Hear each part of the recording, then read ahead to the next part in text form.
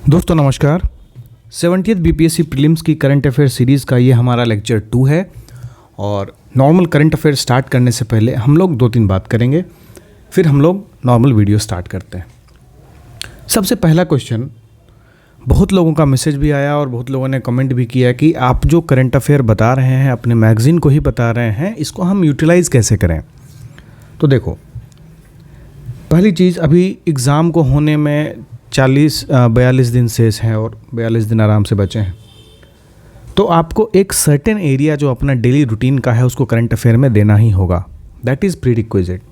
जिस तरह से करंट अफेयर का पैटर्न 67th के बाद से 68 और 69th में इवॉल्व हुआ, 69th में मेजर मैगजीन्स फेल हो गए, हमारा भी फेल हो गया।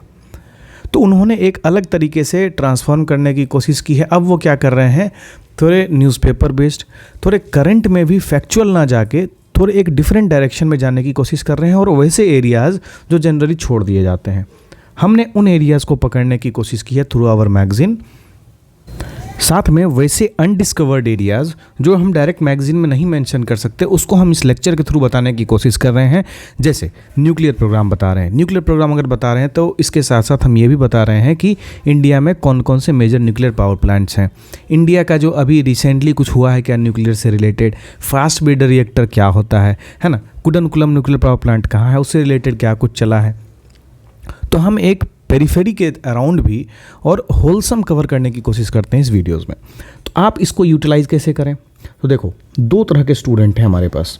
पहले स्टूडेंट ऐसे हैं जो जॉब में हैं, फुल टाइम जॉब में हैं, लेकिन फिर भी वो जॉब में रहते हुए, पैसा कमाते हुए भी ये चाह रहे हैं कि अपने आप को इम्प्रूव करें, अपने जॉब प्रोफाइल को इम्प्रूव करें, they can want to appear for BPSC.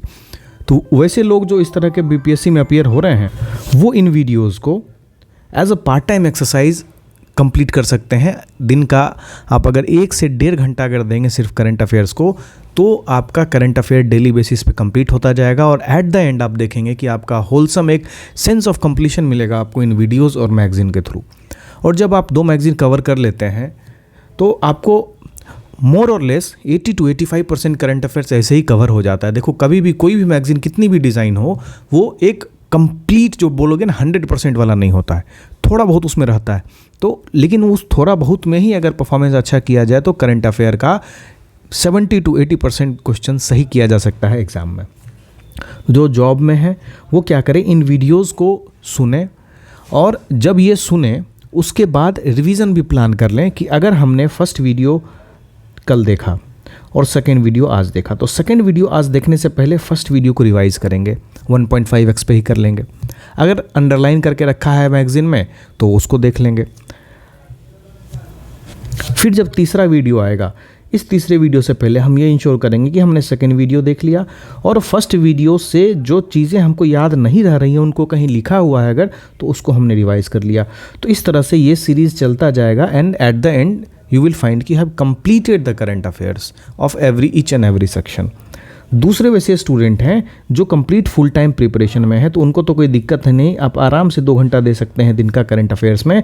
और आप इस तरह से प्लान करेंगे कि आप इन वीडियोज़ को देखें, मैगज़ीन में आप हाईलाइट करें, फिर अगले दिन जब लेक्चर करने को आएँ तो उससे पहले आपने जो कल पढ़ा है, उससे पहले जो पढ़ा है, उससे पहले जो पढ़ा है, इन सारी चीज़ों को आप रिवाइज़ करेंगे पहले, उसके बाद वो लेक्चर स्टार्ट करेंगे। मतलब जैसे 6 बजे से हमने लेक्चर प्लान किया है तो आप 5 बजे से पढ़ना स्टार्ट कर देंगे, सो दैट 5 बजे से 6 बजे तक आप रिवीजन करें और 6 बजे के बाद नॉर्मल करंट अफेयर्स जो आया है लेक्चर में उसको देखें। ठीक है।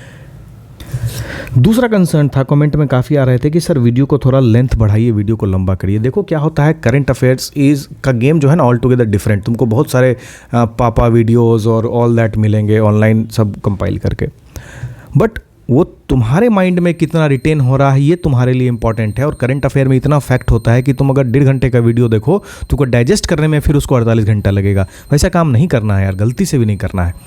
क्या करना है, कम पढ़ना है, लेकिन उतना पढ़ना है जो कंप्लीट पढ़ना है। ठीक ठीक है। तो हमारा वीडियो का जो लेंथ होगा वो 30 से 45 मिनट्स मैक्सिमम रहेगा। हम इसी में मैक्सिमम कवरेज कराने की कोशिश करेंगे, हम लोग इससे ज़्यादा नहीं बढ़ेंगे। हाँ, एक काम कर सकते हैं कि जब सेक्शन वाइज कंप्लीट होने लगेगा, जैसे हमारा इंटरनेशनल कवर हो गया, तो हम इंटरनेशनल को एक साथ मिला के दे दें, लेकिन वो हम श्योरिटी नहीं दे सकते कि हम कब देंगे, बिकॉज हमारे पास भी रिसोर्सेज जो है लिमिटेड है, सारी चीज़ें अभी अलग अलग जगह पर डिवोटेड है। तो जैसे यहाँ से फ्री होते हैं तब हम लोग उसको अपलोड करना शुरू करेंगे। मे बी जो लास्ट वीक है एग्ज़ाम से, उससे पहले हम वो अपलोड करें। फिलहाल तो वो अपलोड नहीं होगा कंप्लीट, जो लंबा वीडियो है। तीसरे लोग जो पीडीएफ की डिमांड कर रहे हैं, देखो ये कंप्लीट मैगजीन है, इसको कहीं से भी बाय कर सकते हो, ऑनलाइन बाय कर सकते हो या फिर हमारे वेबसाइट से भी बाय कर सकते हो। इसका पीडीएफ देने का कोई औचित्य नहीं है, हम लोग पीडीएफ पे भरोसा ही नहीं करते हैं कि पीडीएफ दिया जाए, लेकिन काफ़ी डिमांड होती है तो एक आध दो पीडीएफ दे देते हैं। चलो अच्छा लगे, तुम लोग भी पढ़ते रहो, है ना। फिर एक कमेंट आया था एमसीक्यू रिलेटेड कि आप इसके साथ एमसीक्यू भी कराइए। देखो क्या है कि अगर सिर्फ एमसीक्यू कराएंगे तो सब जगह तुमको एमसीक्यू भी दिखेगा चलते हुए, तो वो एक सेंस ऑफ कंप्लीशन नहीं देता है। वो एमसीक्यू कैसे बनाया, हाँ, सीधा आपको एक वन लाइनर फैक्ट दे के एमसीक्यू दे दें तो वो मतलब नहीं है ना। उससे अच्छा है कि हम उसको डिटेल से बता दें। तो एमसीक्यू वाला काम ऐसे नहीं होगा। इंस्टेड ऑफ दैट हम लोग क्या कर रहे हैं कि बीच बीच में जो 2-3-4 क्वेश्चन दे रहे हैं उसको कमेंट करो। बहुत लोग कमेंट नहीं करते हो, ये तुम्हारी इच्छा है, कमेंट करोगे, एक्टिव लर्निंग होगी, याद रहेगा, कभी भूलोगे नहीं। अगर तुम कल ही देख लेते कि लैंडलॉक्ड एरिया कौन है अभी मिडिल ईस्ट में, तो अभी मिडिल ईस्ट और भी ज़्यादा उबाल में आ रहा है, ठीक है। तो इससे तुमको ज़्यादा इशू नहीं होने वाला है ना। तो अगर तुम कमेंट करोगे तो फ़ायदा तुम्हारा ही होगा, है ना। चलो अब हम आगे बढ़ते हैं अपने आज के लेक्चर्स में। आज का जो हमारा पहला टॉपिक है वो इंडिया के न्यूक्लियर प्रोग्राम से रिलेटेड है। तो इंडिया का जो न्यूक्लियर प्रोग्राम है ये अभी न्यूज़ में था, है ना। ये न्यूज़ जो है एक्चुअली जनवरी का है, लेकिन इसके बाद भी कुछ हुआ है जो पीआईबी पे हम देख सकते हैं। प्राइम मिनिस्टर ने एक indigenous fast breeder reactor Kalpakkam Tamil Nadu में इनोग्रेट किया।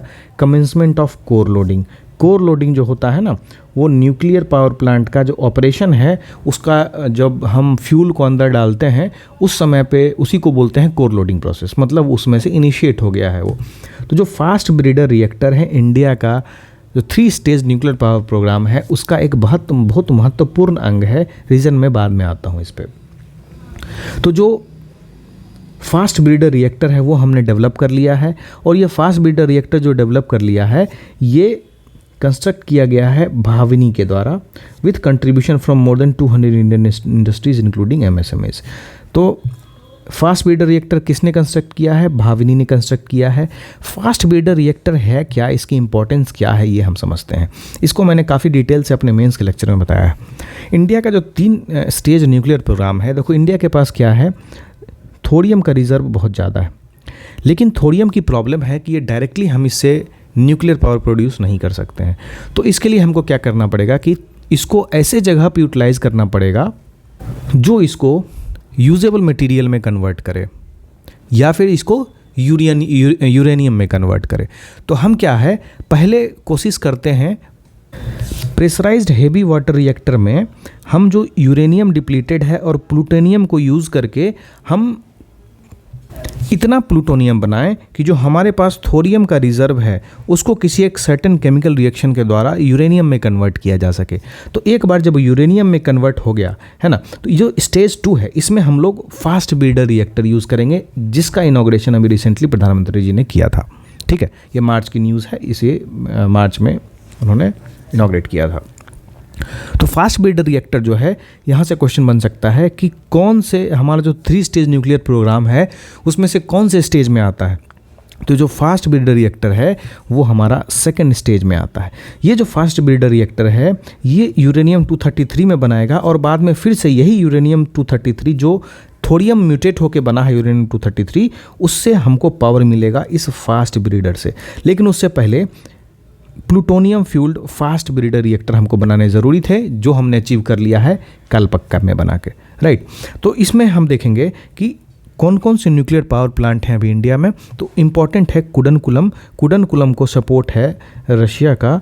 रशिया के सपोर्ट से इंडिया का लार्जेस्ट न्यूक्लियर पावर प्लांट है और 1000 मेगावाट कैपेसिटी है। फुल कैपेसिटी 2027 में ये एक्सपेक्ट है कि स्टार्ट हो जाएगी। देखो ये सब पावर प्लांट की क्या होती है ना, जो कंप्लीशन टाइम होता है वो बहुत ज़्यादा होता है, मतलब 20 साल 25 साल तक ये कंस्ट्रक्ट होते रहते हैं, क्योंकि फैक्टर ऑफ सेफ्टी इतना ज़्यादा रखना पड़ता है इसमें कि बस ऐसे ही नहीं बना सकते।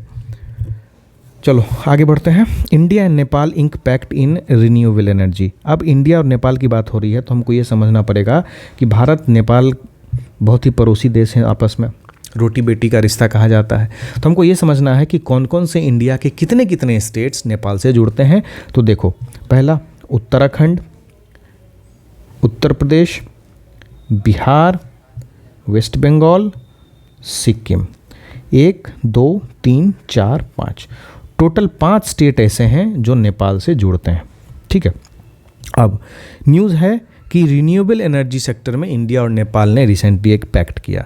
इसमें क्या क्या हुआ हमारे लिए इम्पोर्टेंट नहीं है, बट इतना हम समझ सकते हैं कि इंडिया की तरफ से किसने इस पैक्ट को अंजाम दिया, तो वो है national thermal power corporation limited NTPC और नेपाल इलेक्ट्रिसिटी अथॉरिटी, इन दोनों के बीच में MOU हुआ है, राइट। इसके साथ साथ और देखो, नेपाल के साथ हम बहुत सारी चीज़ों पे उनको भी कॉपरेट करते हैं, उनसे भी कॉपरेशन लेते हैं काफ़ी चीज़ों में। रीज़न क्या है कि वो हमारा काफ़ी क्लोज है, कल्चरली अटैच्ड है, स्ट्रैटेजिकली इम्पॉर्टेंट है। अगर चाइना की एंट्री वहाँ हो गई तो हम बर्बाद हो जाएंगे, तो हम चांस नहीं ले सकते, इसलिए हर चीज़ों में उनको इंक्लूड करते हैं। तो अभी एक सैटेलाइट रिलेटेड भी एग्रीमेंट हुआ है, जो कि हमारा देखो न्यू स्पेस इंडिया लिमिटेड, देखोगे न्यू स्पेस इंडिया लिमिटेड जो है वो कमर्शियल एंटिटी है इसरो की। इसने पैक्ट किया है Nepal academy of science and technology से, ताकि जो नेपाली स्टूडेंट जिन्होंने सैटेलाइट डेवलप किया है उसको इंडियन लॉन्च रॉकेट से फ्री लॉन्च किया जाएगा। तो इससे क्या है, इससे हमारा सॉफ्ट पावर बढ़ता है, हमारी अप्रोच जो है नेबरहुड फर्स्ट पॉलिसी की उसमें और ज़्यादा वो स्ट्रेंथन होता है, राइट।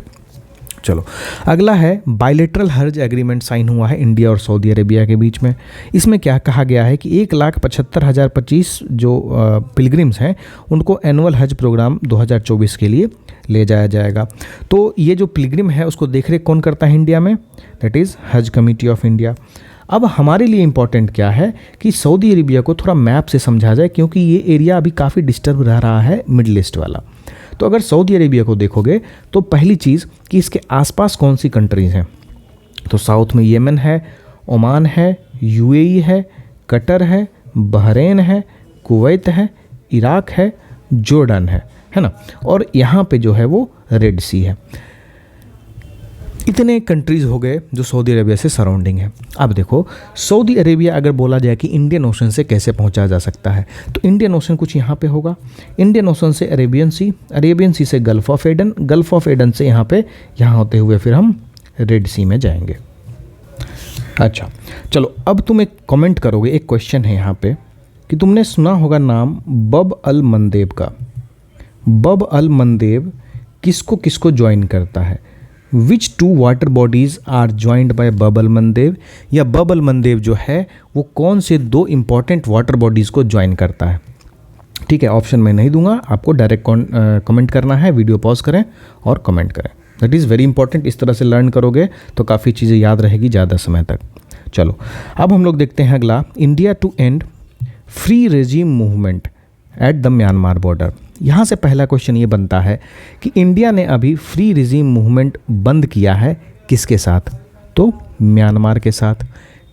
म्यांमार के साथ जो फ्री रेजिम बॉर्डर था वो क्या था, तो उसमें कुछ चीज़ें थी कि जैसे दोनों कंट्री के बीच में एक म्यूचुअली एग्रीड एग्रीमेंट था कि इंडिया और म्यांमार एक दूसरे के जो बॉर्डर पे ट्राइब्स रहते हैं उनको 16 किलोमीटर अंदर आने की परमिशन थी विदाउट एनी वीज़ा, बिना किसी वीज़ा के। अगर इंडिया यहाँ है और इंडिया ये है और म्यांमार ये पूरा है, तो इसका जो बीच वाला एरिया है, मतलब यहाँ भी 16 किलोमीटर और यहाँ भी 16 किलोमीटर, मतलब ये लोग इधर 16 किलोमीटर तक जा सकते थे और म्यांमार के लोग 16 किलोमीटर तक अंदर आ सकते थे बिना किसी वीज़ा के। इसको बंद कर दिया गया। रीज़न ये बताया गया कि इसके कारण बहुत सारी ऐसी चीज़ें हो रही, जैसे ड्रग ट्रैफिकिंग है, ह्यूमन ट्रैफिकिंग है, टेररिज्म है, आर्म्स, इलीगल आर्म्स दिए जा रहे हैं। हमारे नॉर्थ ईस्ट एरियाज़ को डिस्टेबलाइज करने के लिए जो चीज़ें चल रही हैं वो यहीं से चल रही हैं। तो इन सब चीज़ों को मद्देनज़र रखते हुए होम मिनिस्ट्री ने क्या किया था कि इसको रोक दिया, दोनों के बीच में जो फ्री रिजीम मूवमेंट है उसको बंद करने का ऐलान किया। तो पहला चीज़ कौन सी कंट्री? म्यांमार। कितने किलोमीटर? 16 किलोमीटर। अब देखो एक चीज़ आएगा कि जो म्यांमार है वो इंडिया के कौन कौन से स्टेट को टच करता है, ये भी प्रोबेबल क्वेश्चन हो सकता है, तो वो भी हम देख लेते हैं सही से। ये हमारा म्यांमार है। म्यांमार देखो कौन कौन से स्टेट का बॉर्डर टच करता है, तो ये टच करता है मिज़ोरम को, याद रखना ये टच करता है मिज़ोरम, ये वाला एरिया देखो यहाँ से चालू है म्यांमार इस तरफ, इधर जो है वो बांग्लादेश है। त्रिपुरा बांग्लादेश को टच करेगा, मिज़ोरम म्यांमार को टच करेगा। हम यहाँ मिज़ोरम में आ गए। मिज़ोरम के बाद देखो यहाँ पे हम मणिपुर में आए, फिर हम नागालैंड को आ गए, फिर अरुणाचल प्रदेश में आ गए। तो अगर सवाल आए तो क्या ये असम को टच करता है? असम को टच नहीं करता है। अरुणाचल, नागालैंड, मणिपुर, मिज़ोरम, बस ये 4 स्टेट को टच करता है। देखो मणिपुर, मिज़ोरम, नागालैंड एंड अरुणाचल प्रदेश। अब यहाँ से 2-3 क्वेश्चन और बनता है कि म्यांमार से रिलेटेड कि बताओ Rakhine state, match of the following में करके रखाइन स्टेट कहाँ से बिलोंग करता है? तो म्यांमार से बिलोंग करता है। ठीक है। शन स्टेट कहाँ से बिलोंग करता है? तो म्यांमार से बिलोंग करता है। इस तरह का जो नाम है वो म्यांमार से रिलेटेड है। अब हम चलते हैं आगे, ये भी काफ़ी इंपॉर्टेंट है। लिथियम डील अर्जेंटीना से साइन हुई है। जब हम लिथियम की बात करते हैं तो आपके दिमाग में ये चीज़ बिल्कुल छप जाना चाहिए कि लिथियम का यूसेज कहाँ है। लिथियम का यूसेज अभी बहुत ज़्यादा यूसेज है हमारे इलेक्ट्रिक व्हीकल डेवलपमेंट में, या फिर जो सेमीकंडक्टर टेक्नोलॉजी है। हमारा सेमीकंडक्टर हर जगह देखिए आप, कुछ ना कुछ इनॉग्रेट हो रहा है सेमीकंडक्टर से रिलेटेड। हमारी सेमीकंडक्टर पॉलिसी आ रही है, स्टेट भी सेमीकंडक्टर पॉलिसी बना रहे हैं। तो जब सेमीकंडक्टर के लिए इतना ज़्यादा इनिशिएटिव हो रहा है तो लिथियम का खोज भी ज़रूरी है। लिथियम के लिए टाइप्स ज़रूरी है। इंडिया के पास एबंडेंट लिथियम होने चाहिए, तभी जाके हम इंडिजिनस ईवी इंडस्ट्रीज़ का डेवलप कर सकते हैं, इंडिजिनस सेमीकंडक्टर इंडस्ट्रीज़ का डेवलपमेंट कर सकते हैं। क्योंकि तो इंडिया ने रिसेंटली एग्रीमेंट किया अर्जेंटीना से, किसके लिए? For lithium exploration and mining project. आपको कुछ चीज़ें समझनी है यहाँ पे कि अगर हम लिथियम की बात करते हैं तो वर्ल्ड में लिथियम प्रोड्यूसिंग कंट्री कौन है सबसे बड़ा? तो देखो चिली है, यहाँ पे लिथियम का रिज़र्व सबसे ज़्यादा है। ठीक है। और अगर प्रोडक्शन की बात करें तो उसमें ऑस्ट्रेलिया टॉप पे है। रिज़र्व चिली में है, ऑस्ट्रेलिया में प्रोडक्शन सबसे ज़्यादा होता है। इसी से रिलेटेड एक फैक्ट है, लिथियम ट्रायंगल की बात होती है ना, लिथियम ट्रायंगल की बात होती है। तो अगर पूछा जाए कि which of the following countries are in lithium triangle, तो यहाँ पे 3 कंट्रीज़ का नाम आता है। इसमें नाम आता है चिली का, इसमें नाम आता है बोलीविया का, इसमें नाम आता है अर्जेंटीना का। ये तीनों काफ़ी ज़्यादा रिज़र्व और प्रोडक्शन में अपना है ना कंट्रीब्यूशन इनका काफ़ी ज़्यादा रहता है, काफ़ी सिग्निफिकेंट कंट्रीब्यूशन है। इसके लिए इनको लिथियम ट्रायंगल के नाम से जाना जाता है। ठीक है। तो अर्जेंटीना, चिली और बोलीविया। कहा जाता है कि दुनिया का more than half of the जो लिथियम का प्रोडक्शन है या लिथियम का रिसोर्स है वो इन तीनों कंट्री से ही मिलता है। ये तीनों कंट्री कौन से कॉन्टिनेंट में है? ये तीनों कंट्री जो है वो साउथ अमेरिका में है। तो हमने यहाँ पे लिथियम ट्रायंगल भी देख लिया, क्योंकि लिथियम बहुत ही न्यूज़ में था और इससे रिलेटेड सवाल बनाए जा सकते हैं। Be ready for this. अगर इंडिया में बात करें तो कौन सी कंपनी जो है ये लिथियम एक्सप्लोरेशन और माइनिंग को देख रही है? तो एक कंपनी है हमारी, सरकारी कंपनी है, उसका नाम है काबिल, है ना। कंपनी का नाम है काबिल। ये एक्सप्लोरेशन और डेवलपमेंट करेगी 5 लिथियम ब्राइन ब्लॉक्स का। अच्छा, इंडिया में अगर पूछा जाए कि लिथियम ब्लॉक कहाँ मिला है, तो अभी रिसेंटली याद करो एक बस में बमबारी हुई थी, टेररिस्ट ने एक बस पे अटैक किया था। वो था रियासी डिस्ट्रिक्ट में, जम्मू कश्मीर में। वहीं पे लिथियम रिसोर्सेज मिले हैं to the tune of 5.9 million tons in Salal Haimana area of Reasi district. दोनों इंपॉर्टेंट है इसमें, सलाल हैमाना। देखो अभी लोगों को पता होगा कि रियासी डिस्ट्रिक्ट में मिला है जम्मू कश्मीर में, वहाँ पे कौन सा एरिया? तो सलाल हैमाना एरिया, है ना। तो इसलिए ये इंपॉर्टेंट है, अभी प्रिलिमिनरी एक्सप्लोरेशन स्टेज में है और बाकी जैसे ही और ज़्यादा रहेगा तो न्यूज़ में आएगा ही, तो हमारे लिए इंपॉर्टेंट होता जाएगा। अगला है स्क्वायर किलोमीटर अरे। जो स्क्वायर किलोमीटर अरे प्रोजेक्ट है ये क्या है? इंडिया की भागीदारी इसमें कैसी है, इन सब चीज़ों पे हम थोड़ा बात करते हैं। जो स्क्वायर किलोमीटर अरे ऑब्जर्वेटरी है, ये किसी एक कंट्री की है क्या? बिल्कुल नहीं। ये बहुत सारी कंट्रीज़ एक साथ आए हैं, जिसमें यूनाइटेड किंगडम ने लीड रोल किया है ना। इसका हेडक्वार्टर भी यूनाइटेड किंगडम ही है। इसका काम क्या है कि पहले जो रेडियो टेलीस्कोप्स होते थे, जो इंटर स्पेस में चीज़ों को देखा करते थे, इंटरप्लेनेटरी ऑब्जर्वेशंस होते थे, या स्पेस से रिलेटेड जो स्टडी करनी है उसके लिए जो टेलीस्कोप्स होते थे, पहले एक टेलीस्कोप होता था, 2 टेलीस्कोप होता था। अभी क्या किया गया है कि हज़ारों टेलीस्कोप को एक साथ ज्वाइन किया गया है, एक सर्टेन नेटवर्क बनाया गया है उसको, राइट। उस नेटवर्क को एक नेटवर्क बनाया गया है और उन सारे छोटे छोटे दिख रहे हैं ना यहाँ पे, ये सब, इनको एक साथ कंबाइन किया गया है ऑब्जर्विंग के लिए। तो इनके डाटा को एक साथ क्लब किया जाएगा और फिर स्टडी जब करेंगे तो हमको एक होलसम पिक्चर मिलेगा, जो सिंगल 1 या 2 या 3 सैटेलाइट मिलकर नहीं कर पाते। तो ये एक कंबाइंड प्रोजेक्ट है, काफ़ी सारी कंट्रीज इसमें इकट्ठा हो रही हैं। कितनी कंट्रीज हैं इसमें, इसका भी इंफॉर्मेशन है हमारे पास। इसमें इसमें 14 मेंबर्स हैं under this collaboration. Australia, China ये इंपॉर्टेंट नहीं है, सिर्फ 14 याद रहे तो इंपॉर्टेंट है। कब इस्टेब्लिश हुआ? 2021 में इस्टेब्लिश हुआ। इसका हेडक्वार्टर कहाँ है? यूनाइटेड किंगडम में इसका हेडक्वार्टर है। अच्छा, अब देखो, इंडिया का जो लार्जेस्ट नेटवर्क है रेडियो टेलीस्कोप का, SKA गाइडलाइन के द्वारा, उसका नाम क्या है? SKA क्या है? Square kilometre array observatory. उसका नाम है giant metre wave radio telescope. अब इस सवाल यहाँ से एक बनता है कि जो GMRT है, यानी giant metre wave radio telescope है, ये कौन से प्रोजेक्ट का हिस्सा है? तो अगर यहाँ पे ये कंप्लीट ना दे के यहाँ पे SKAO दे दे, है ना, तो कन्फ्यूज़न हो जाएगा लोगों को। तो इसलिए GMRT को SKAO से रिलेट करके याद करना है। Giant metre wave radio telescope, जब भी रेडियो टेलीस्कोप की बात होगी, सवाल में कुछ भी आएगा तो SKAO पे जाना है, बस इतना याद रखना है। अब देखो, अगला है हेनले पासपोर्ट इंडेक्स। किसी भी देश की स्ट्रेंथ पता लगती है कि उसका पासपोर्ट कितना ज़्यादा स्ट्रॉन्ग है। स्ट्रॉन्ग का मतलब होता है कि कितनी कंट्रीज़ में बहुत रेडिली एक्सेप्टेबल है, वीज़ा कितनी जल्दी मिलता है, और भी बहुत सारे पैरामीटर्स हैं जिसके बेसिस पे ये जज किया जाता है। तो जो हेनले पासपोर्ट इंडेक्स है, ये एक इंडेक्स है, एक ग्लोबल रैंकिंग है पासपोर्ट की। इसमें अलग अलग कंट्रीज़ को रैंक किया जाता है कि कितने ईज के साथ वो दूसरी कंट्री में एक बिना प्रायर वीज़ा के भी इंटर कर सकें। इसको रिलीज़ कौन करता है? इसको रिलीज़ करने वाले हेनले एंड पार्टनर्स हैं। ये London based immigration consultancy firm है। और इनको डेटा कहाँ से मिलता है? इंटरनेशनल एयर ट्रांसपोर्ट एसोसिएशन से डेटा मिलता है, जो ऑल ओवर वर्ल्ड के ट्रैवल इन्फॉर्मेशन का एक कंपाइल डेटाबेस रखता है। इसमें इंडिया की रैंकिंग कितनी है? इसमें इंडिया की रैंकिंग देखें तो इंडिया की 80th रैंकिंग है, और अगर प्रीवियस ईयर की रैंकिंग देखें तो वो 84th है। ठीक है। और इस रैंकिंग की वजह से इंडिया की जो पासपोर्ट है वो अलाउ करती है कि आप 62 कंट्रीज़ में बिना वीज़ा के इंटर हो सकें। मतलब क्या होता है अरेंजमेंट कि उनके एयरपोर्ट पे ही वीज़ा ऑन अराइवल होता है। तो वीज़ा तो चाहिए, लेकिन वीज़ा प्रायर वीज़ा नहीं चाहिए। आप जब वहाँ पे पहुँच जाएंगे एयरपोर्ट पे, तब चेकिंग करके जो प्रोसीजर है वो फॉलो करके आपको वीज़ा ऑन अराइवल दे दिया जाएगा।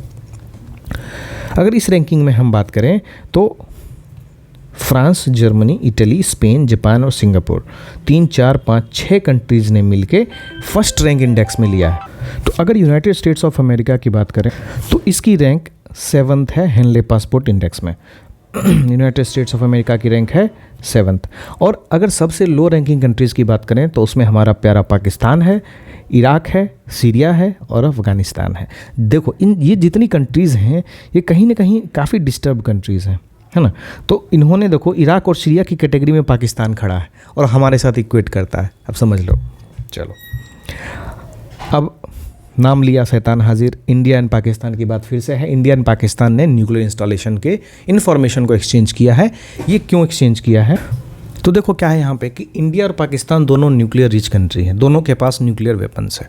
अब जब दोनों के पास न्यूक्लियर वेपन्स है तो दोनों प्रोन हैं अटैक्स के। अगर कहीं भी न्यूक्लियर अटैक होता है तो that will be disastrous.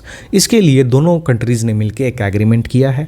Agreement क्या है कि prohibition of attack against nuclear installations and facilities between India and Pakistan. एक दूसरे की किसी भी न्यूक्लियर फैसिलिटी पे, है ना, या न्यूक्लियर इंस्टॉलेशन पे अटैक नहीं होगा। और इस एग्रीमेंट के जरिए अब क्या करते हैं, दोनों कंट्रीज एक दूसरे के बीच में लिस्ट शेयर करते हैं। अगर कोई कंट्री बढ़ाता है न्यूक्लियर अपना आर्सेनल तो उसको फिर ये लोग जाके यूएन सिक्योरिटी काउंसिल में कंप्लेन करते हैं और हर तरीके से दबाव डालने की कोशिश करते हैं वर्ल्ड के जितनी कंट्रीज़ हैं उनसे, basically United states of America से, कि हम उन न्यूक्लियर इंस्टॉलेशंस या न्यूक्लियर आर्सेनल्स जो अपना बढ़ा रहे हैं उसको लिमिट करें। तो ये एक्सचेंज इंडिया और पाकिस्तान के बीच में होता है। ये एग्रीमेंट कब साइन हुआ था? ये एग्रीमेंट 1988 में साइन हुआ था, फोर्स में 1991 में आया था। और ये अभी जो हुआ है that is 33rd consecutive exchange of such list between two countries and the पहला एक्सचेंज जो हुआ था वो 1992 में हुआ था। अब जब हम इंडिया और पाकिस्तान के बीच में देख रहे हैं तो कुछ चीज़ें हम देख लेते हैं। आप हमको यहाँ पे कमेंट करेंगे, आप यहाँ कमेंट करेंगे कि इंडिया और पाकिस्तान के बीच में जो बॉर्डर है ये कितने स्टेट से गुजरती है, कितने स्टेट्स में इंडिया एंड पाकिस्तान का बॉर्डर एग्जिस्ट करता है। तो अगर हम उसको देखेंगे और ये आप एक कमेंट करेंगे। अब अगर हम इंडिया और पाकिस्तान की बात करते हैं तो वहाँ उन दोनों के बीच में एक ट्रीटी साइन हुई, इंडस वाटर ट्रीटी। इंडस जो है नदी है, आपको पता है कहाँ से निकलती है और कहाँ जाके ड्रेन हो जाती है। जब ये चलती है तो ये बहुत लंबा डिस्टेंस कैरी करती है और इंडिया होते हुए मेजर एरिया इसका पाकिस्तान में है। तो ये जो ट्रीटी है ये अब देखो यहाँ से ऐसा चल रहा है, ठीक है, इधर से ऐसा चल रहा है। तो ये मेजर प्रोबेबिलिटी है कि इंडिया क्या करे, यहाँ डैम बना ले, यहाँ डैम बना ले, यहाँ डैम बना ले, यहाँ डैम बना ले। अगर इतने जगह डैम बना लेगा तो पाकिस्तान के पास पीने के लिए पानी भी नहीं बचेगा, ये तय है। तो इसके लिए एक ट्रीटी हुई, इंडस वाटर रिवर सिस्टम की पूरी ट्रीटी हुई कि दोनों देशों के बीच में जो इंडस रिवर है, झेलम है, चिनाब है, रावी है, सतलज है और बियास तो इंडिया में ही है, तो इन सब का पानी किस तरह से डिस्ट्रीब्यूट हो, इनके पानी के डिस्ट्रीब्यूशन को लेके एक पैक्ट हुआ है। इसी पैक्ट को बोलते हैं इंडस वाटर ट्रीटी। अब कभी कुछ अगर इंसिडेंट हो जाता है इंडिया और पाकिस्तान के बीच में तो इस इंडस वाटर ट्रीटी को सामने लाया जाता है प्रेशराइज करने के लिए। तो असल में ये ट्रीटी साइन कब हुई थी? 1960 में साइन हुई थी। क्या भारत इस ट्रीटी से विड्रॉ कर सकता है? यस, इंडिया कैन एब्रोगेट, है ना। तो कब? एक वियना कन्वेंशन में एक आर्टिकल है उसके तहत। लेकिन यहाँ समझने वाली बात यह है कि ये इस ट्रीटी को मीडिएट किसने किया? तो इस ट्रीटी को मीडिएट करने वाला वर्ल्ड बैंक था। वर्ल्ड बैंक से इंडिया को भी पैसा मिलता है, इसलिए ये नहीं चाहेगा कि इस तरह की ट्रीटी का ये, क्योंकि वर्ल्ड में जो है इमेज वो ख़राब होती है। अब देखो जो ट्रीटी है इसमें इंडस वाटर रिवर सिस्टम को दो सेगमेंट में बांटा गया। एक ईस्टर्न रिवर बनाया गया और दूसरा एक वेस्टर्न रिवर बनाया गया। जो ईस्टर्न रिवर बनाया गया उसमें सतलज, बियास और रावी को रखा गया, यानी SRB। जो दूसरा रिवर है, दूसरा सेगमेंट है वेस्टर्न पार्ट वाला, वो इंडस, चेनाब और झेलम है, यानी ICJ, है ना। आप इसको याद कर सकते हो कि जो पाकिस्तान वाला पार्ट है, यानी जो वेस्टर्न पार्ट है जो पाकिस्तान के हिस्से में गया है, वो है ICJ, राइट। इसको CJI भी तो लिख सकते हैं, चीफ जस्टिस ऑफ इंडिया, है ना। तो chief justice of India Pakistan में भी हैं। इस तरह से याद रखा जा सकता है कि चेनाब, झेलम और इंडस तीनों जो है वो पाकिस्तान की टेरिटरी में है, के हिस्से में है, पाकिस्तान के हिस्से में है, और बाकी तीन नदी जो है सतलज, बियास और रावी, ये तीनों जो हैं ये हमारे हिस्से में है। तो पाकिस्तान के हिस्से में जो तीन नदियाँ हैं उन पे उसका बिल्कुल कब्जा है और they are entitled to unrestricted use of those rivers, है ना। बस इससे ज़्यादा हमारे काम की चीज़ नहीं है। हम बढ़ते हैं आगे। अभी देखो ड्रोन अटैक हुआ है हौथी रेबल्स का, मैरीटाइम सिक्योरिटी इन इंडिया को काफ़ी हैम्पर कर रहा है। तो देखो यहाँ पे क्या हुआ था, कुछ दिनों पहले येमेन के हौथी रेबल्स ने रेड सी और अरेबियन सी वाले इलाके में, जहाँ पे एक मेजर ट्रांसशिपमेंट एरिया है या कहें तो मेजर मरीन शिपमेंट एरिया है, वहाँ पे उन्होंने अटैक शुरू कर दिया। हमारे बहुत सारे ऐसे क्रू वेसल्स थे, है ना, जो वेसल्स थे, कमर्शियल व्हीकल्स थे, उन कमर्शियल वेसल्स जो इंडिया से बिलोंग करते थे उन पे अटैक आ गया और उनके अटैक के कारण पूरा मैरीटाइम सिक्योरिटी जो है वो हैम्पर हो गया। ये कैसे हुआ इसको समझो। अच्छा, ये इसी में हम लोग देखते हैं, यहाँ इसमें देखते हैं। देखो यहाँ पे क्या है, यहाँ पे येमेन है, राइट। येमेन जो है यहाँ पे है। यमन के हौथी रेबल्स, यहीं पे हौथी रेबल्स हैं, ये जो स्मेज शिपमेंट एरिया है, यहाँ से आते हुए गल्फ ऑफ एडन, फिर रेड सी होते हुए यहाँ से स्वेज कैनाल से मेडिटेरेनियन सी जाती।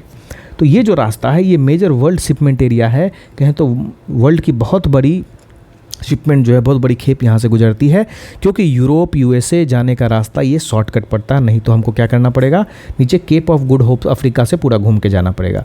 तो यमन के हौथी रेबल्स ने अटैक शुरू कर दिया अरेबियन सी में, रेड सी में। अब इसके लिए बाकी सारी कंट्रीज़ जहाँ पे शिपमेंट थी सब डिस्टर्ब हो गया, है ना, सबका जो शिपिंग कॉस्ट है वो इंक्रीज़ हो रहा था। तो इसके लिए क्या हुआ कि फिर यूनाइटेड स्टेट्स ऑफ अमेरिका ने एक ऑपरेशन चलाया, operation prosperity guardian. Operation prosperity guardian किससे रिलेटेड है? यूएस का मिलिट्री लेड ऑपरेशन है, जो इस रीजन में अंजाम दिया गया था उस समय पे। कब? जब यमन के हौथी रेबल्स ने अटैक किया था। तो यहाँ से 2-3 सवाल आते हैं कि हौथी रेबल्स कहाँ से बिलोंग करते हैं, कौन सी कंट्री से? यमन से।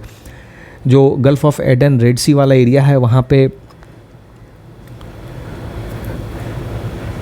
कौन सा ऑपरेशन रिसेंटली हुआ है? ऑपरेशन प्रॉस्पेरिटी गार्जियन हुआ है। गल्फ ऑफ एडन कहाँ है? गल्फ ऑफ एडन जो है वो इंडियन ओशन और रेड सी के बीच में है, या कहें तो जो बबल मंदेब है वो गल्फ ऑफ एडन और रेड सी इन दोनों के बीच में है। इस तरह से हम समझ सकते हैं। और Red Sea is a very important area. एक और चीज़ आपको कमेंट करना है यहाँ पे कि रेड सी के अराउंड कौन कौन सी कंट्रीज़ हैं, कंट्रीज़ बॉर्डरिंग रेड सी। वीडियो को पॉज करें और ये इसको प्लीज़ कमेंट करिए, बहुत इंपॉर्टेंट है, ये कवर होता जाएगा आपका साथ में। तो रेड सी के अराउंड कितनी कंट्रीज़ हैं, या रेड सी को बॉर्डर करने वाली कितनी कंट्रीज़ हैं, वो आप कमेंट बॉक्स में लिखेंगे। अब आगे चलते हैं कि इंडिया और इटली के बीच में एक माइग्रेशन एंड मोबिलिटी एग्रीमेंट हुआ है। किसके बीच में? इंडिया और इटली के बीच में। इटली से रिलेटेड आप याद करो कि इटली ने आईमैक को ज्वाइन करने का प्रस्ताव स्वीकार कर लिया है, जो हमारे G20 मीटिंग में रखा गया था। और ये कह रहा है कि ये जो BRI है चाइना का, इटली उससे बाहर आना चाहता है और आईमैक ज्वाइन करना चाहता है, जो आईमैक इंडिया लेड इनिशिएटिव है।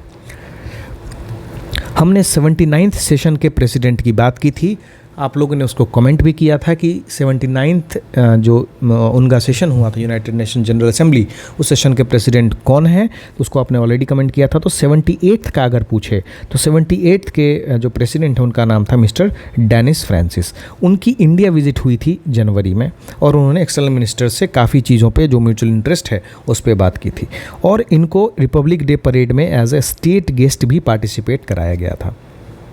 चलते हैं आगे। नेक्स्ट न्यूज़ है, इंडिया और मलेशिया के बीच में एक MOU साइन हुआ है। जब इंडिया और मलेशिया की बात होती है तो आपको पता होना चाहिए कि मलेशिया कौन सी साइड है, अंडमान निकोबार आइलैंड्स के बगल में है या लक्षद्वीप के बगल में है। इसको आप कमेंट करेंगे कि मलेशिया कहाँ पे। देखो काफ़ी इजी क्वेश्चन है, इतना तो पता होना चाहिए। तो मलेशिया की रेडियो टेलीविज़न मलेशिया और प्रसार भारती के बीच में एग्रीमेंट हुआ है, ताकि पब्लिक ब्रॉडकास्टिंग में किस तरह के नए सिस्टम्स आ रहे हैं, पब्लिक ब्रॉडकास्टिंग में किस तरह से इम्प्रूवमेंट किए जा रहे हैं, लोगों तक कैसे पहुंचा जा रहा है, उस चीज़ को एक दूसरे के एक्सपीरियंस को शेयर करते हैं India and Malaysia. Now NITI Aayog और वर्ल्ड फूड प्रोग्राम, इन्होंने मिलेट्स के मेन स्ट्रीमिंग के लिए बहुत सारी चीज़ों पे हस्ताक्षर किए एक साथ। आपको पता होना चाहिए कि 2023 का जो साल था उसको इंटरनेशनल ईयर ऑफ मिलेट्स कहा जाता है।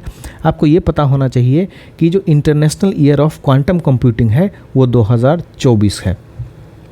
आगे बढ़ते हैं, इससे ज़्यादा इंपॉर्टेंट नहीं है। अगर और ज़्यादा थोड़ा पढ़ना होगा तो ऐसा समझ लेना कि मिलेट का प्रोडक्शन कौन से स्टेट में सबसे ज़्यादा होता है, मिलेट के प्रोडक्शन के लिए किस तरह के वेदर की रिक्वायरमेंट है, कौन सा सॉइल चाहिए उनको, बस इससे ज़्यादा मिलेट में और कुछ तैयार करने की ज़रूरत नहीं है।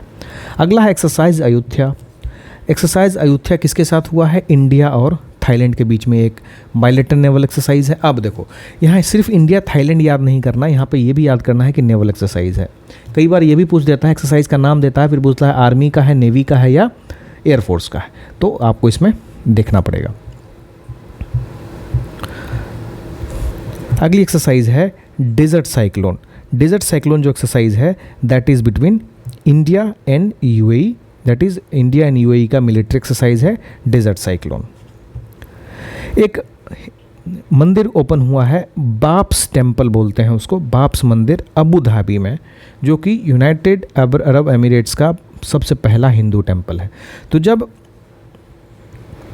UAE की बात हो रही है, इससे रिलेटेड एक सवाल भी पूछा था 69th BPSC में, तो हमको उसके बारे में समझना ज़रूरी है कि यूएई में कौन कौन से एमिरेट्स हैं और उनको हम कैसे समझ सकते हैं। अगर यूएई की बात करें, यूनाइटेड अरब एमिरेट्स की बात करें, तो टोटल वहाँ पे 7 एमिरेट्स हैं। कौन कौन से हैं? अबू धाबी, दुबई, अजमान, अल क्वाइन, फुजेरा और रस अल खैमा और शारजा। ये 7 जो हैं वो एमिरेट्स हैं यूएई के। अब जो बाब्स टेम्पल का इनॉग्रेशन हुआ है, ये कहाँ हुआ है? ये हुआ है यूएई में। यूएई का कौन से जगह में हुआ है? ये अबू धाबी में हुआ है। तो जो अबू धाबी है, अबू धाबी एमिरेट है, वहाँ पे ये टेम्पल ओपन हुआ है। इस टेम्पल को के इस्टेब्लिशमेंट किसने किया, किन्होंने, कौन सा ऑर्गेनाइजेशन है करने वाले? तो एक स्वामी नारायण संस्था है। इस स्वामी नारायण संस्था ने इसको बिल्ड किया है और इसको मैनेज भी करेंगे। अभी देखो बहुत सारे जो कंट्रीज़ हैं उनकी डेमोग्राफी चेंज हो रही है, तो उस डेमोग्राफी के चेंज के कारण उन कंट्रीज़ को अपनी पॉलिसी में ट्वीक करना पड़ रहा है, ताकि जो जनता है, वो नई जनता जो भर के आई है, उनके इंटरेस्ट को साधा जाए। तो ये सब जो है उनके इंटरेस्ट को ही साधा जा रहा है। और कहा इसको एक और चीज़ मिलती है कि इंडिया यूएई के बीच में जो रिलेशंस है और ज़्यादा प्रगाढ़ होंगे। ये जो टेम्पल है कौन से स्टाइल में है? ये नागरा स्टाइल में है। आपको यहाँ से डिड्यूस करना चाहिए कि कौन कौन से स्टाइल ऑफ टेम्पल एग्जिस्ट करते हैं। नागरा स्टाइल, वेसरा स्टाइल और द्रविड़ा स्टाइल। नागरा जो है नॉर्थ इंडियन स्टाइल है, द्रविड़ा जो है साउथ इंडियन स्टाइल है और वेसरा स्टाइल जो है स्पेशल चालुक्यन स्टाइल था, जो कि द्रविडियन से बहुत ज़्यादा प्रेरित है, लेकिन उसमें कुछ कुछ चीज़ें नागरा के भी मिलते हैं। अब इसमें बहुत सारी चीज़ें हैं कि रामायण की कार्विंग्स हैं उनके वॉल पे, 7 शिखर हैं, 8 आइडल्स हैं, है ना। इसमें डोम ऑफ हार्मनी और डोम ऑफ पीस नाम से 2 सेंट्रल डोम बनाया गया है, जो 5 natural elements earth, water, fire, air, space को सिग्निफाई करता है ना। तो बस अब देख लें, ये सब चीज़ें समझने के लिए है, नहीं है कुछ। आगे बढ़ते हैं। NSIL और एरियन स्पेस के बीच में एक लॉन्ग टर्म पार्टनरशिप हुआ है सैटेलाइट लॉन्च मिशन के लिए। जो न्यू स्पेस इंडिया लिमिटेड है वो क्या है? ये एक कमर्शियल आर्म है इसरो का, और एरियन स्पेस जो है एक फ्रेंच सैटेलाइट लॉन्च कंपनी है। दोनों ने अंडरस्टैंडिंग की है, क्योंकि देखो हमारा इसरो अभी काफ़ी इंक्रीज़ हो रहा है, इसका जो कैपेसिटी है ये इंक्रीज़ हो रही है। इसकी जो कैपेसिटी है सैटेलाइट लॉन्चिंग की, वो काफ़ी कॉस्ट इफ़ेक्टिव हो रही है। कम दाम में ये सैटेलाइट लॉन्च कर देते हैं। जो सैटेलाइट USA लॉन्च करेगा सपोज़ $500 में, वो इसको $50 में कर दे रहा है। तो जाहिर सी बात है बाकी सारी कंट्रीज़ जो हैं इंडिया को अप्रोच करेंगी, इसरो को अप्रोच करेंगी कि आप हमारा सैटेलाइट भी लॉन्च कर दो, ठीक है। तो ये जो NSIL है ये इसरो की एजेंसी है, कॉमर्शियल एजेंसी है, और किसके अंदर आती है? गवर्नमेंट ऑफ इंडिया की कंपनी है। ये आती है डिपार्टमेंट ऑफ स्पेस के अंदर, DOS के अंदर आती है। जो NSIL और एरियन स्पेस पूछा जा सकता है कि कौन से कंट्री की स्पेस एजेंसी है। तो अगर एरियन स्पेस की बात करें तो ये फ्रेंच स्पेस एजेंसी है, फ्रांस की स्पेस एजेंसी है। इसने क्या हाईलाइट किया है? इसने बेसिकली जो हैवी लिफ्ट लॉन्च व्हीकल होता है उसके बारे में चर्चा की है, और एरियन स्पेस का जो अपना एरियन 6 उसका और इंडिया का जो LMV-3 लॉन्च व्हीकल है, उन दोनों को किस तरह से साथ में इस्तेमाल करके वर्ल्ड को अलग अलग जगह को हम लॉन्च सर्विसेज दे सकते हैं, है ना। तो ये स्पेस डिप्लोमेसी के अंदर आएगा। अब है इंडिया और यूरोपियन फ्री ट्रेड एसोसिएशन ने एक पैक्ट साइन किया है ट्रेड एंड इकोनॉमिक पार्टनरशिप का, जिसको टेपा बोलते हैं। एक टेपा साइन हुआ है। कब साइन हुआ है? ये बहुत इंपॉर्टेंट है। 10 मार्च को साइन हुआ है। ऑलरेडी एक सवाल इस तरह का पूछा था, है ना, कि इंडिया UAE के बीच में जो हुआ है वो कब साइन हुआ है, डेट पूछा था। तो वो डेट है 10 मार्च 2024। इंडिया के प्रोडक्ट्स जो हैं यूरोप के मार्केट में आसानी से जा सके बिना किसी ज़्यादा टैरिफ के, और उनका एक्सेप्टेंस भी हो, सरकारी एक्सेप्टेंस अगर होगा तो उसको प्रमोट भी करेंगे वो, है ना। तो इसके लिए टेपा साइन किया गया। साथ ही उसमें यह भी एग्रीमेंट होता है कि यूरोप के जो गुड्स हैं उसको भी इंडिया में फ्रीली ट्रेड किया जा सकता है। बेसिकली इसके अंदर 4 इम्पॉर्टेंट नेशंस हैं। कौन कौन से हैं वो? स्विट्ज़रलैंड, आइसलैंड, नॉर्वे और लिechtenstein, है ना। अच्छा, हमारा अगला टॉपिक है इंडियन ओशन कॉन्फ्रेंस के बारे में। अभी जयशंकर साहब और ऑस्ट्रेलिया के फॉरेन मिनिस्टर वोंग, उन्होंने इंडो पैसिफिक रीजन और वेस्ट एशिया से रिलेटेड एक मीटिंग की थी। ये मीटिंग हुई थी इंडियन ओशन कॉन्फ्रेंस में। तो अगर इंडियन ओशन कॉन्फ्रेंस के बारे में बोलो तो है क्या, ये इंडियन ओशन कॉन्फ्रेंस जो है ये एक कहें तो ग्रुपिंग है। इसका हेडक्वार्टर सिंगापुर में है, 2016 में इस्टेब्लिश हुआ था।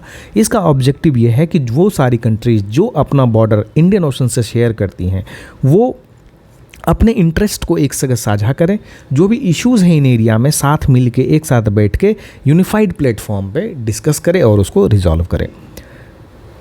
तो इंडिया का एक इनिशिएटिव है जो इसी डायरेक्शन में है, वो है सागर इनिशिएटिव, यानी security and growth for all in the region.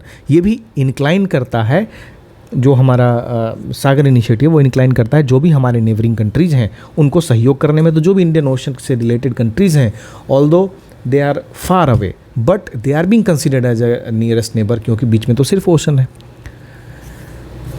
ये जो इंडियन ओशन कॉन्फ्रेंस हुई, इसकी थीम क्या है? इसकी थीम है towards a stable and sustainable Indian ocean. अभी देखो इंडियन ओशन में काफ़ी ज़्यादा इंटरेस्ट बढ़ रहे थे सबके, किसके? यूनाइटेड स्टेट्स ऑफ अमेरिका के, ऑस्ट्रेलिया के, चाइना के, क्योंकि ये मेजर ट्रेड हब है ना, ट्रेड रूट है। ये ज्वाइन करता है अलग अलग जो हेमिस्फेयर है उन दोनों को ज्वाइन करने का यही एक रास्ता है। तो इंडियन ओशन बिकम से पाइवटल पॉइंट आने वाले टाइम पे ये बहुत बड़ा रोल प्ले करेगा इंटरनेशनल वर्ल्ड ऑर्डर को रेगुलेट करने में। अब है यूएस हाउस ऑफ रिप्रेजेंटेटिव ने क्वाड बिल अप्रूव कर दिया है ताकि जो भी क्वाड कंट्रीज हैं उनके बीच में कॉपरेशन हो। अब जब क्वाड की इतनी बात हो रही है तो ये समझना पड़ेगा कि क्वाड है क्या।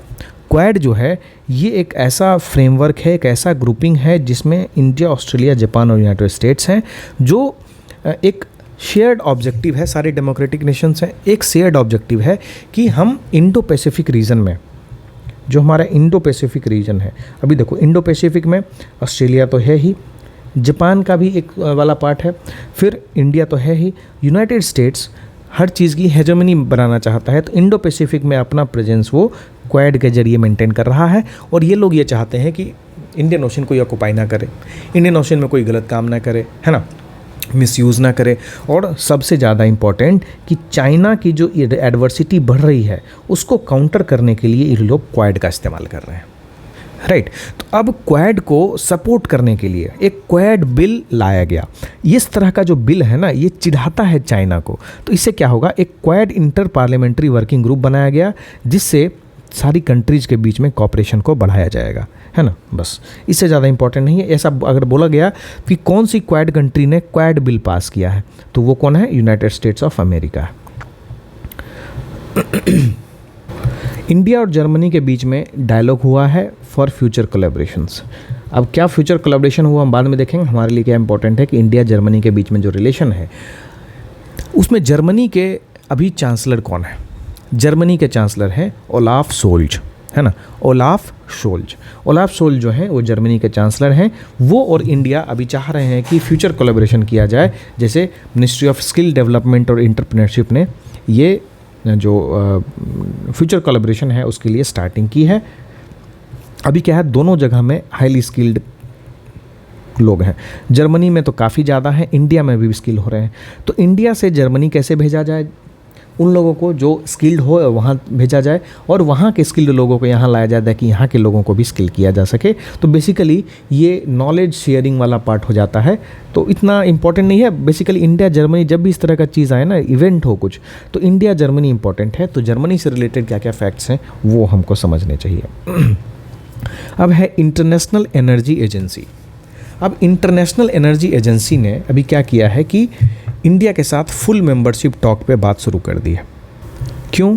क्योंकि अभी तक इंडिया इसका फुल टाइम मेंबर नहीं था। इसने इंडियन एनर्जी एसोसिएशन को 2017 में ज्वाइन किया था, लेकिन अब जब इंडिया ने एक फॉर्मल रिक्वेस्ट किया कि हमको परमानेंट मेंबर बनाया जाए इसका, तो इस चीज़ को एक्सेप्ट कर लिया गया है और इंटरनेशनल एनर्जी एजेंसी ने इंडिया के साथ इंडिया को as a full member include करने के लिए जो भी उनके प्रोसीजर है उसको स्टार्ट कर दिए हैं। देखो, इंटरनेशनल एनर्जी एजेंसी का हेडक्वार्टर कहाँ है? इंटरनेशनल एनर्जी एजेंसी का हेडक्वार्टर कहाँ है? इसका हेडक्वार्टर है पेरिस में। कहाँ है? फ्रांस में। इसको इस्टेब्लिश क्यों किया गया था? जब ऑयल क्राइसिस हुआ था वर्ल्ड में 1973 के अराउंड में, तो इसको फिर 1974 में इस्टेब्लिश किया गया था। वर्ल्ड में जो भी एनर्जी रिलेटेड इश्यूज़ होंगे, है ना, उसको एक प्लेटफॉर्म बनाना, ताकि जो ग्लोबल एनर्जी सिस्टम है उसमें चाहे ट्रेडिशनल फ्यूल हो या फिर जो नए नए हाइड्रो इलेक्ट्रिक हो, सोलर हो, न्यूक्लियर एनर्जी हो, उसको इंटीग्रेट करने की कोशिश करना, सारी कंट्रीज़ को एक साथ लेके आना और सारे अलग अलग कंट्रीज़ की जो एनर्जी नीड्स हैं उसका सोल्यूशन ढूंढना, कोलैबोरेशन इस्टेब्लिश करना, ये काम है इंटरनेशनल एनर्जी एजेंसी का। तो ये इंपॉर्टेंट क्या है, हेडक्वार्टर कहाँ है, कब इस्टेब्लिश हुआ है, ऑब्जेक्टिव क्या है। एक राइसिना डायलॉग होता है। राइसिना डायलॉग जो है, अभी अल्बानिया अपना कैपिटल खोलेगा न्यू दिल्ली में और इंडिया अपना कैपिटल खोलेगा अल्बानिया में, इसके लिए बात हुई है राइसिना डायलॉग में। राइसिना डायलॉग हर साल होता है और इंडियन जो एक्सटर्नल मिनिस्ट्री है उसके लेड इनिशिएटिव है और ये हर साल 2016 के बाद से हो रहा है। इसको होस्ट करता है ऑब्जर्वर रिसर्च फाउंडेशन ORF, जो कि कहें तो एक आर्म है मिनिस्ट्री ऑफ एक्सटर्नल अफेयर्स की, जो इन सब चीज़ों को, डिप्लोमेसी को, अलग अलग देशों से इन्वाइटीज़ आते हैं, वो बोलते हैं कंसर्न इशूज़ पे, है ना, तो उस पर अपनी फिर एक राय बनती है। और जैसे सिंगापुर का एक संग्रीला डायलॉग है, उसी के तर्ज पे इंडिया का ये राइसिना डायलॉग है। इससे आगे का हम लोग कल करेंगे, है ना, कल की वीडियो में कंप्लीट करेंगे। तो अभी तक हमने बहुत मेजर एरिया कवर कर लिया है। आपका काम है कि जो भी आज बताए गए हैं उनको कमेंट करिए। और अभी हमारा एक प्रीलिम्स बेस्ड जो हमारा कोर्स है रेजोनेंस, उसकी प्राइस को 1600 कर दिया गया है। जो ओरिजिनल प्राइस उसका 1947 है। ये लिमिटेड ऑफर है, 2 अक्टूबर से लेके 3 अक्टूबर तक मोस्टली हम लोग ये ऑफ़र रखने वाले हैं। अगर आपको इनरोल करना है तो यू कैन इनरोल। इसमें हम लोग सारे सब्जेक्ट्स कवर करते हैं with a great detail, with great conceptual clarity. You can visit our website or you can message, call to 9113430228। ठीक है, मिलते हैं कल हम अपने नए वीडियो के साथ। करंट अफेयर में इंटरनेशनल का हमारा 3rd वीडियो होगा, वो उसमें भी बहुत अच्छा स्ट्रेच में टॉपिक कवर करेंगे। Bye bye.